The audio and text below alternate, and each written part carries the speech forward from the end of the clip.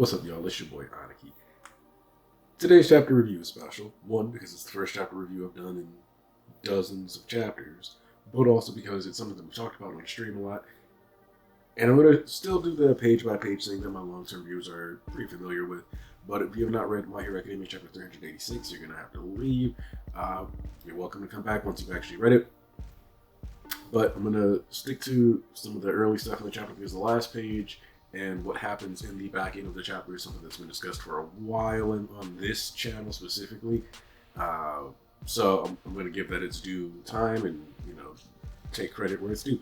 But I'm going to talk about what we open up with real quick is just kind of getting a damage control assessment, kind of understanding what's been going on, what they've been seeing from the, command center, so to speak. And we get confirmation, Dabi's been kind of cooking, heating things up this whole time, and we've had the heat knocking out cameras and things like that all the way back in joint training, back when Shoto was powering up against Tetsu. So it just makes sense that they're having issues getting the tech to work. That's just been a consistent thing throughout My Hero Academia. So there's no surprise there with them kind of scrambling, looking for somebody to be able to send to the battlefield. We know that the heroes are kind of thin. And what I like about this is that during the war arc, and those of you who've been watching a long time remember there were people who were kind of saying, I don't feel like the heroes really lost, things like that. But ultimately, this one is making it very clear from jump, and throughout this last bit of story here, that constantly we are aware that there are heroes who are struggling, dropping out, losing, people are constantly falling back on their last legs. And this plot development with Dabi is something that goes even beyond what I had initially expected. A while back, I had hosted a Twitter space just kind of talking about what was going on with Shoto and Dabi, and this was all the way back when Shoto had first defeated Dabi, and I talked about how he was probably replicating Shoto's technique to some degree, which ended up being true. And we see now that he's not only been, replicating that technique as a way to help himself maintain and not take as much damage, but he's also taken it to an even higher level, and he's been internalizing that rage in the core of his being, building up that flame, building it up, talking about how all he's ever been taught how to do is turn up that heat, and he's kind of turning himself into a living bomb here, just slowly building up more and more heat and condensing it, taking the pinnacle of flash fire, which is really what he's after here, right? He's effectively taking Endeavor's technique, taking it to its most destructive power level that has ever been seen, and he's effectively going to just wipe out a substantial chunk of the area. It's stated that it's going to be roughly a high pressure explosion. It's roughly 5 kilometers, everything. But of course, if that's just the yield, then you also realize that the debris and all this other stuff is going to end up landing somewhere else, and it's more than likely going to have devastating consequences afterwards if this bomb is allowed to set off. So Dabi is just kind of raising the stakes even further. We know that he's expected to die this entire time. If you look back to the outfit that he pulled up to the battlefield in, it is actually a traditional, or at least derivative of traditional funeral wear. He's kind of accepted that, this is where he's going to die. And there's no better place or way to die than causing harm to your family. And at least if you're Dabi, and most of us, a good chunk of us, care about our family, wouldn't want to go out this way. So he's obviously been dedicated to this, been kind of figuring out different super moves, stuff like this, just kind of letting you know just the level of depraved Dabi has gone. And I've always looked at Dabi and Shigaraki as the two villains in the league that were definitely kind of beyond the scope of saving, and this is kind of just to drive that home even further. Could we try to find a way to save Dabi? Yes, but only because of an extra variable that's been thrown in here. It's clarified that where Dabi is heading is specifically where the Todoroki family has been hiding in their shuttle cars. And specifically, we know that Natsuo, Fuyumi, and the whole Todoroki family kind of talked about how they would get involved in stopping Toya and save him. And now we have this chance for them to all be at, not necessarily the main battlefield, but all of the Todorokis are converging onto this one spot. At least up until this point in the chapter, besides Shoto. But UA in the east, Shiketsu in the west, are just talking about how Dabi and Skeptic more than likely chose specifically the car that had his family in it to send their mole into and to cause disruption to them getting there. So we know that every car but the Todoroki family car has now made it to Shiketsu and is safe at the very least. So whether or not this is actually the case, I lean towards yes. I think Skeptic would have tried to help Dabi, and they even point out that there's a chance that while Dabi was traveling and Skeptic was telling him, hey, we're going to be able to teleport you away, that he was kind of informing him of who was en route and where they were going, and he's kind of pushing Endeavor to take that fight in that direction just so that he can cause the maximum amount of damage. At this point, he's realized that if he turns himself into a bomb and he wipes out his siblings and he wipes out Endeavor, he can still wound his greatest creation, which is Shoto, because as far as he knows, he's left Shoto behind. So really nice direction as far as taking Dabi's ability to its final checkpoint with that familial trauma. We segue over to, and we know that they're going to try to get up to the surface. We know that they're going to not stay underground and just let building, rubble, and all this other debris just fall all over them. That's just not what they're going to do. So we transition over to All For One, who is en route to the UA site. He's trying to get close enough so that he can gloop warp Shigaraki either towards him, since we know that he's not supposed to be able to send himself based off what he said in Kamino. And he's going to try to probably bring Deku to himself too. That way he can try to get control of the Shigaraki body. In addition to that, try to take One For All. Even though Shigaraki stated he doesn't need One For All, I do think All For One is in for a bit of a surprise. He has not been in close proximity to Shigaraki, so in turn he does not know what has happened as far as Shigaraki damaging and ripping apart the vestige inside. Otherwise, he would have mentioned something, at the battlefield about how he feels like his other self is slipping away or losing consciousness, but instead he's confidently barreling towards that after having wasted a lot of time trying to deal with what he has deemed the extras of the My Hero verse. And we see Tsukuchi and them just kind of really, really looking for any reinforcements. And then somebody comes over the voice comms and they're like, listen, Tsukuchi. And we cut to Shoto and Ingenium, and effectively they're bouncing back and forth, arguing about whether or not or how they would get Shoto to that battlefield with Dabi. And Ingenium, or Iida, as we usually call him, is kind of asking him, why is this your emotional burden?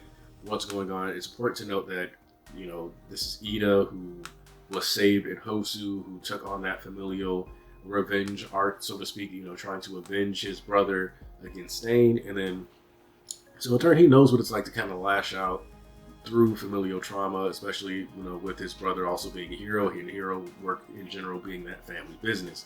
So they're kind of having this back and forth about how Shoto's kind of burned out, and we get All Might talking to them. He's, make sure that they're still there, making sure that they're okay.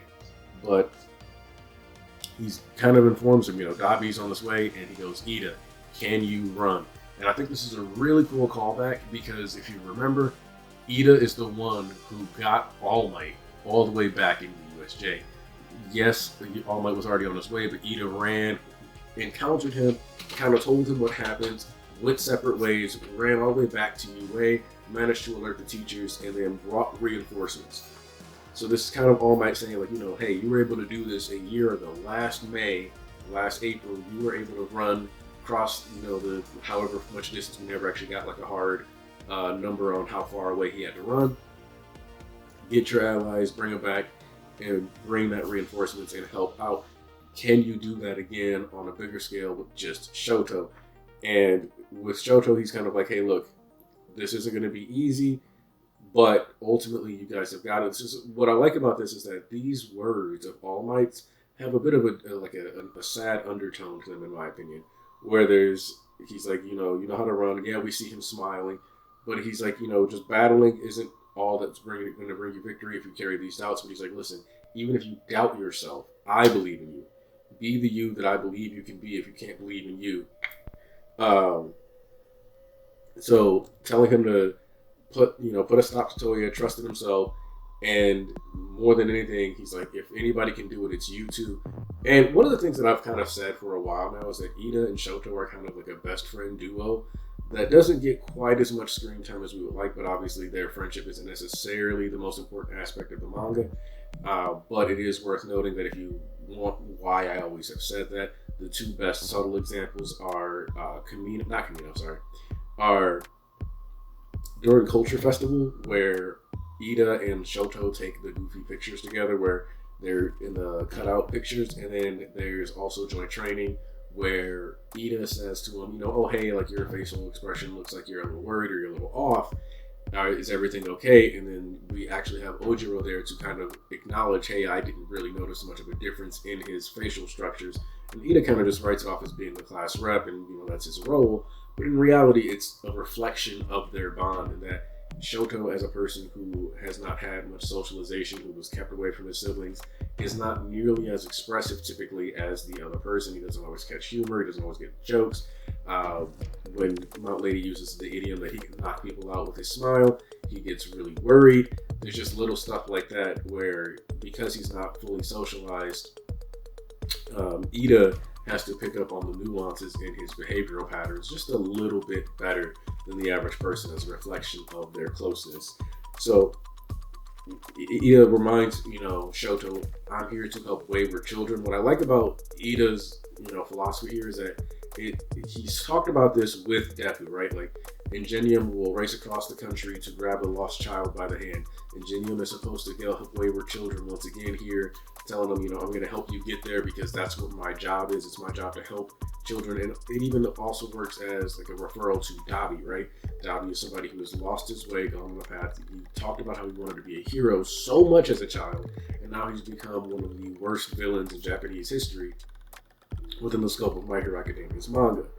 So, and the best part about this also is that we see that Stain is watching this, and he says, acting for the sake of others. And it's just kind of us finally getting to see, the fight that had Iida doubt his own heroism, kind of seeing the man who did that acknowledge him as a proper hero. It's worth noting that I've always said that the left hand that Iida has is the one that he uses for harm. It's the one that had nerve damage. It's the one that he punched Midoriya with. The right hand is the one that he grabs Midoriya's hand. It's the one that kind of symbolizes that friendship. And we're getting that full payoff here. He even gives Shoto the mask because Shoto isn't built for that level of speed.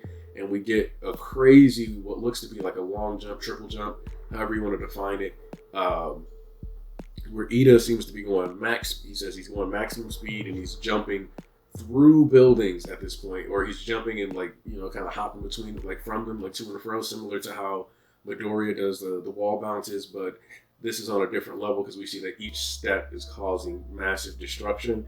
Just Iida really letting it rip, and I'm also gonna say that this is probably a progression of him ripping out his exhaust ports. It makes sense that if he was fast but not fast enough at PLW, that he would do it one more time. And heal up some, letting Midoriya grow. We obviously didn't grasp the full scale of what he was doing back then. But it's, he doesn't have his glasses. Those have already been broken, so we don't get those same effects. But him hopping from the buildings kind of lets us know that he's going to get Shoto there as fast as possible. And we even see that as they're discussing the aging process. We see Hawks holding Tokoyami's damaged body. It's worth noting that Tokoyami actually did end up taking the brunt of that attack from All For One that blasted through Dark Shadow and hit him. So he's in critical condition. It's a good thing that Hawks was able to buy that time, as well as Mineta last chapter, just to make sure that we didn't have, All For One moving with a fully powered Dark Shadow. Even though it's questionable how that would have worked out, because it could be argued that in taking Dark Shadow would still maintain his personality, depending on if, that was... Because the creepypasta theory is that Dark Shadow was actually like Tokoyami's twin brother who died in the womb and became Taido, and that's why he kind of pops out of his belly button, or that's why it's linked to an umbilical cord. So if you want to get creepypasta, that's what Dark Shadow really is. So if Dark Shadow is that, then All For One could end up with a quirk that's always going to attack him. But we don't know if that's how that would work or not. Since we've seen New Order was capable of being set to rebel, though, the idea of a sentient quirk possibly rebelling against All For One that he stole doesn't seem that far-fetched, and we did see that happen in the Vestige world. So kind of also helped All For One in a way to not let him steal that quirk, because Horikoshi definitely put material in the manga to allow that to happen. And I think that would be a little too, I wouldn't say contrived, because it would completely line up with what we've seen about quirks in the past 100 chapters or so, as we've delved into the the realm of vestiges and stuff like that. But it would definitely be a way to make it easier for the heroes, so to speak. So, but what we do have is that All For One, once again, they're talking about he's way less able to repress his emotions. He's not doing a really good job at doing this. So now we get to what is sorry. Now we get to what is apparently controversial, and I did try to look and see if there was really some controversy, and it does seem like people have kind of thought that this contradicted the story, and it definitely didn't. In fact, I was working on a video this past week that I was like, okay, I got to redo some parts of this and blah blah blah, and then sure enough, this chapter comes out, and now it's like I can't put that video out as a theory because half of what the theory was built on is confirmed this chapter. So what we have is like All Might is stepping out of the car, and he's talking about Tomura's hatred and how that might be influencing All For One. And he's like, you know what? If All For One is really getting hateful, if he's really getting that spiteful, then this is the perfect chance for me to step up and take that hatred onto myself. Now, we do get that flashback where All Might is like super jacked and he's telling Deku that he can't be a hero without a quirk, and it's kind of like reminding, and to a certain degree, it's important to remember that My Hero often talks about not forgetting where you came from.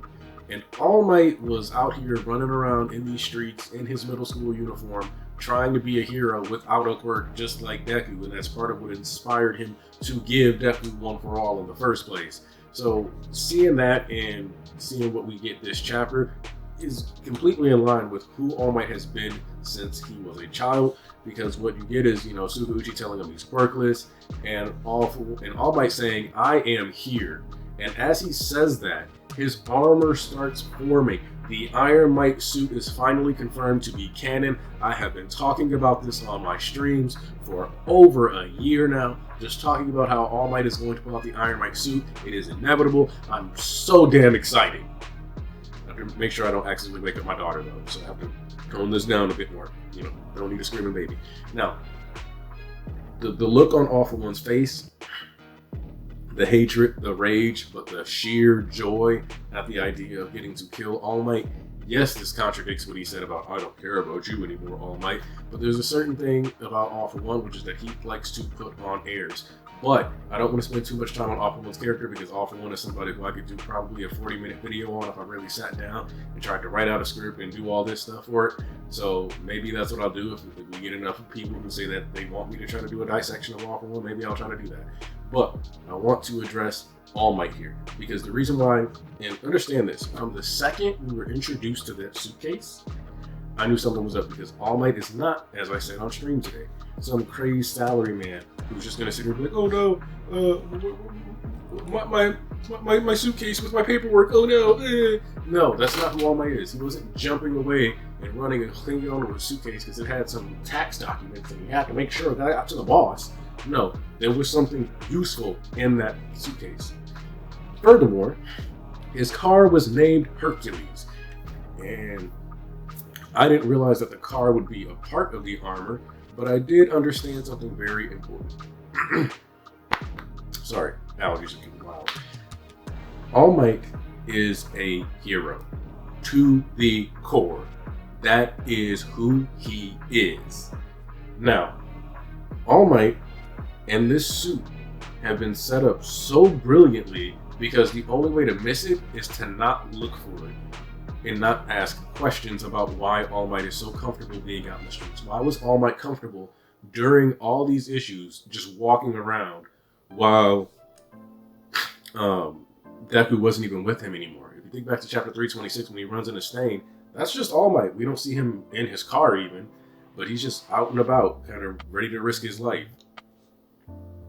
Which also I want to point out real quick, just before I get into this tangent about the suit and everything, about how it was built up brilliantly.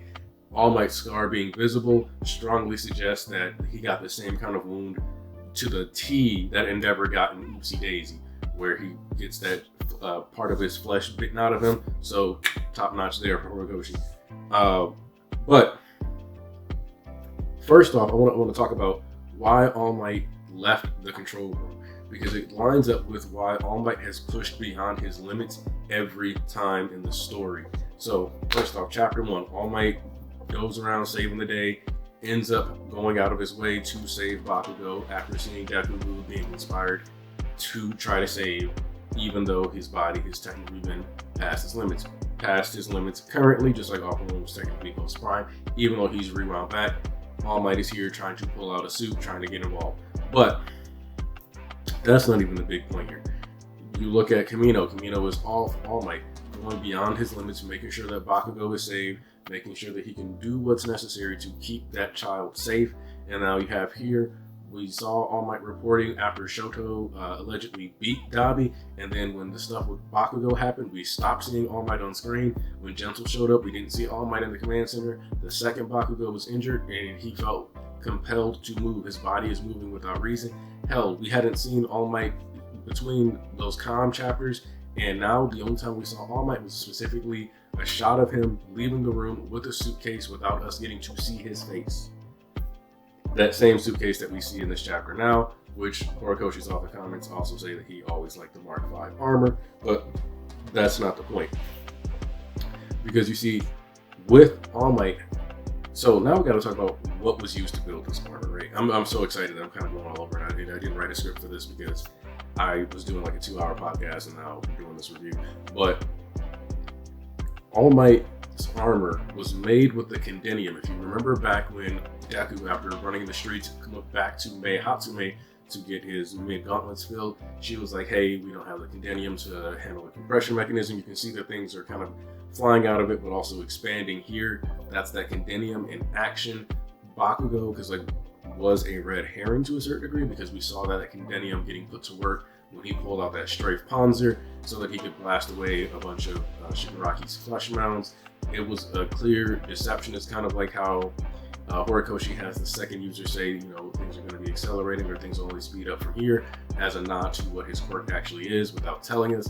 Just these small details that Horikoshi likes to throw in that either make you go, oh, this is why, you know, they don't have any compression technology. But it's like, no, they don't have any leftover compression technology because it went into All Might's car in the suitcase to build a suit of armor for him. What's fascinating about that is that we're going to follow this plot thread real quick, and we're going to circle back to all the way back here in, I believe it was Provisional License arc, where Deku was looking for gear. Mei Hatsume was working on one of her babies. She almost stuffed him in an armor suit. That thing was able to function kind of on its own and like had to take its own commands. Started trying to spin him around, almost tore his spine. So now what we have here is a combination of Condenium with one of Mei Hatsume's previous babies that we've already had established in the verse, now being applied to All Might. Now, since we're in that thread though, we also have to talk about how All Might, when he saw the Air Force gloves, was really surprised at how compressed and how, you know, compact things were being made now, like how well they were being done. And we see him kind of thinking about this, even though he mentions, you know, heroes who are overly reliant on support items end up lost in the field when they don't have them. So All Might has put himself in an interesting space here because, yes, he spent 40 years being a hero, but it's almost by his own words guaranteed to end in failure. And I think this is what's so fascinating. I think many people thought that like All Might, after Kamino, he managed to survive. This was his last fight. He's bowing out. He's passed this burden on to Deku. He said, it's your turn. But this ignores something important, which is that All For One was out of action for the entire second act. The Rise of the Villain saga is all about Deku getting better, learning how to control One For All, learning about the difference between his experience with One For All and what All Might's experience was going to be, Shigaraki and the League of Villains elevating themselves. And at the end of that act, we see that All For One gets back into play, so All Might gets back into play. It's the old guard coming back in, one to take control of and steal from his protege, the other to be of assistance. Because, again, if we're going with the logic that Kamino should have been the end of All Might's heroism, and he should have been a completely sidelined character for the rest of the story, then he wouldn't have been in the streets during the beginning of Act 3. This is both of these old men having one last battle. And Kamino looked like it was their last battle, right? Them throwing these big haymakers, doing all this other stuff, being flashy. But that was two guys towards the end of their careers, having one big match before they retired. This is them having that we're coming out of retirement fight that you see on like the WWE or any wrestling, Ring of Honor, AEW, TNA. Pick a wrestling organization and pick two old fogies coming out of the retirement to have their match. Shawn Michaels was retiring in and out, so compared to the WrestleMania where Shawn Michaels and Ric Flair had a retirement match, if you want to do that, okay? So, but my point with all of this is that All Might, the guy who was ready to be a hero as a child and had no quirk, coming full circle, being quirkless, but once again having something that supplements him. And we saw him fighting in like a full body armor. It couldn't keep up with the power of One for All. But this armor is going to be stronger than the body that All Might has now. So he's not going to be the one destroying that armor. What's more, All Might has the opportunity to fulfill Night-Eye's vision here. All Might, I know some people really want All Might to have this happy ending and they wanted him to fully embrace just being a retired old man. But when you look at the PLW arc, All Might is stressed and depressed. His inactivity has not been good for his brain.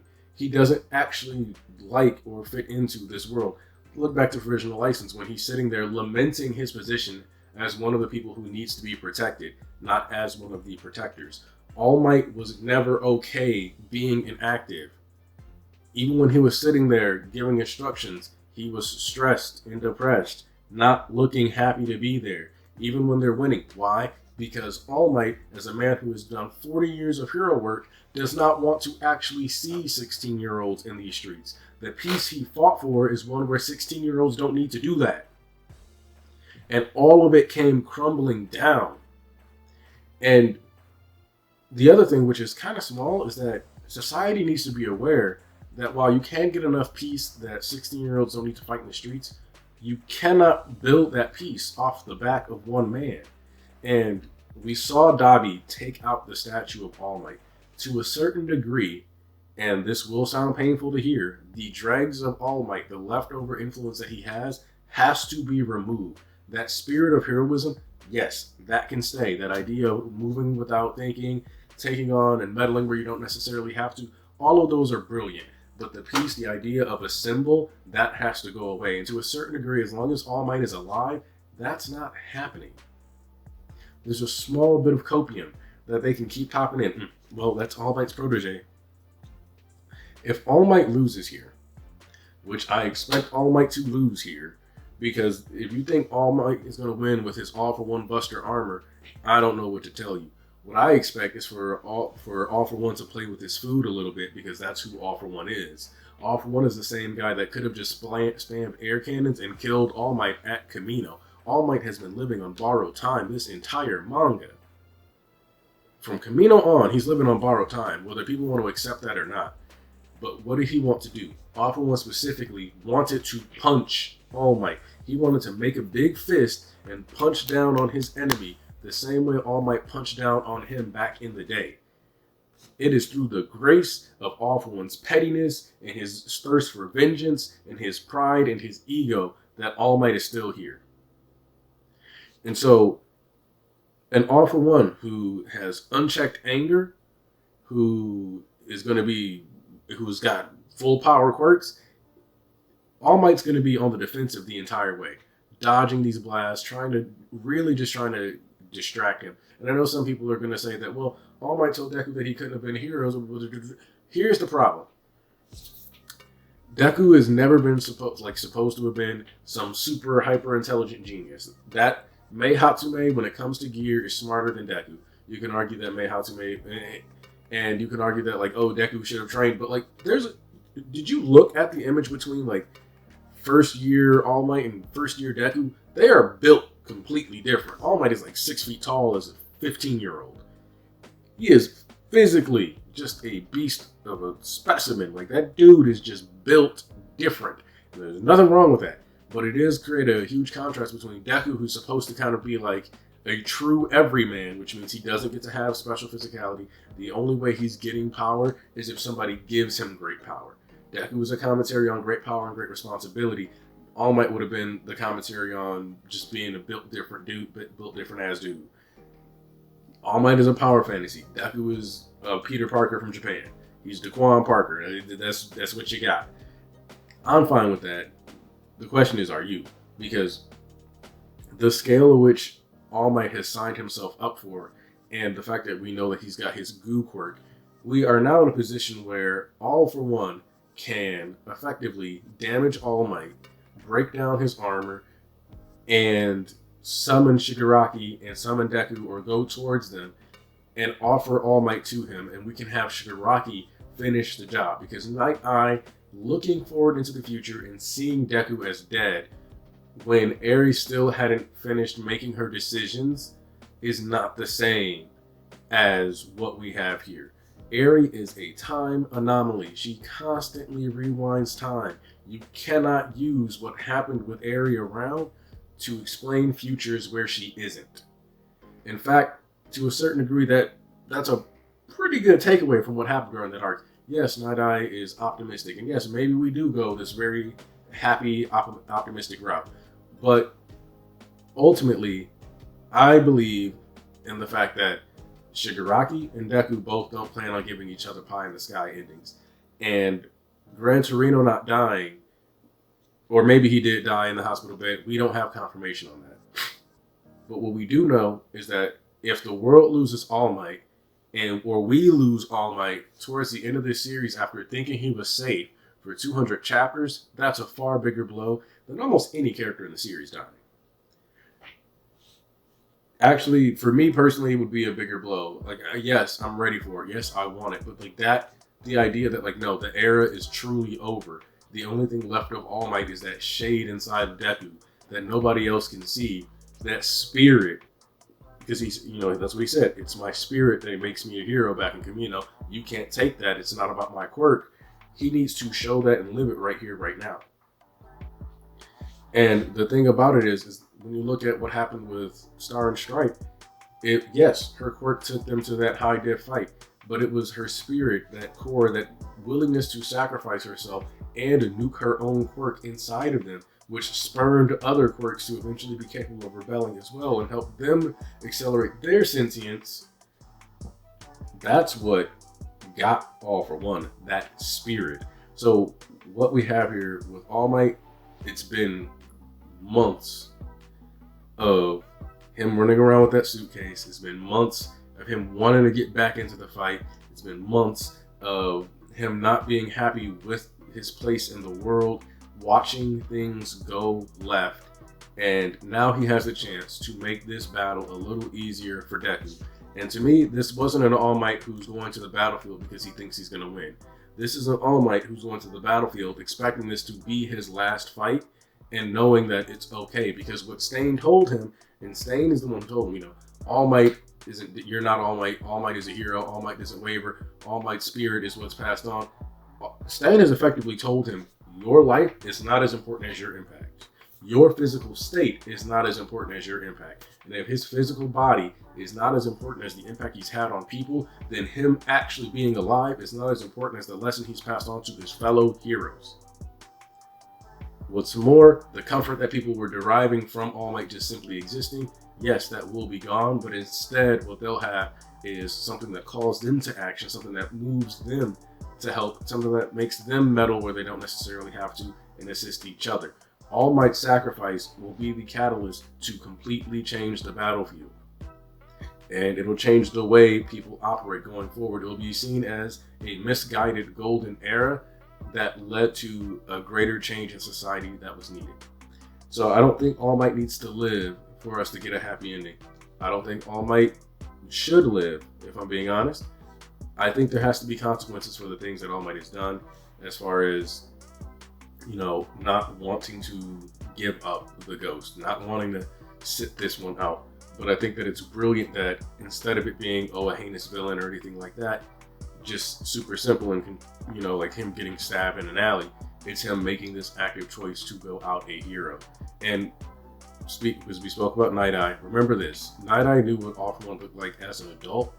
He does not know what Shigaraki looked like, as he never saw his face, and he does not know what teenage All for One who was at this battlefield looks like. So that prediction of it just being some heinous villain and him not knowing exactly who it is makes sense. It doesn't contradict anything. This is the fruits of All Might effectively being who he has always been, staying true to himself, remembering his origin, and chasing heroism the way he's meant it and chased after it and perceived it since he was a boy. I'm excited for where the rest of this goes. Probably going to start a My Hero Academia reread stream, hopefully this next Sunday during Golden Week. We'll see if I have the time for that. As you know, I do have a daughter. If you've enjoyed this video, please go ahead, like and subscribe. Maybe leave a comment. Tell me what you think, what kind of My Hero content you would like to see in the future, or if you want me to talk about other manga. I'll try to fit it all into my busy schedule. But with that being said, I'm going to go ahead and head out. I thank you for taking the time, especially if you've made it this far in the video.